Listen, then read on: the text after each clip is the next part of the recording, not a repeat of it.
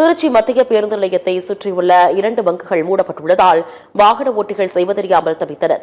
திருச்சி மாநகரில் மத்திய பேருந்து நிலையம், கண்டோன்மென்ட் பகுதிகளில் 2 பெட்ரோல் பங்குகள் மூடப்பட்டுள்ளன.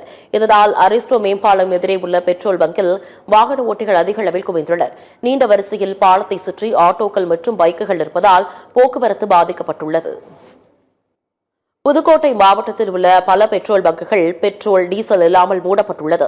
பெட்ரோல், டீசலுக்கு தட்டுப்பாடு ஏற்படக்கூடும் என்று வதந்தி பரவியதால் பொதுமக்கள் நேற்று முதலே நீண்ட வரிசையில் நின்று பெட்ரோல், டீசலை வாங்கி சென்றனர். இதனால் புதுக்கோட்டை மாவட்டத்தில் உள்ள பல பெட்ரோல் பங்குகளில் பெட்ரோல், டீசல் தட்டுப்பாடு ஏற்பட்டுள்ளது.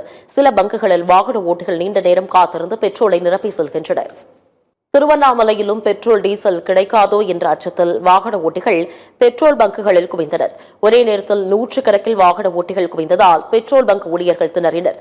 சில இடங்களில் கூட்ட நெரிசலை கட்டுப்படுத்த முடியாததால் பெட்ரோல் பங்குகளை மூடிய போலீசார் அதன் நிர்வாகிகளை காவல் நிலையத்தில் ஆஜராக அறிவுறுத்தினர்.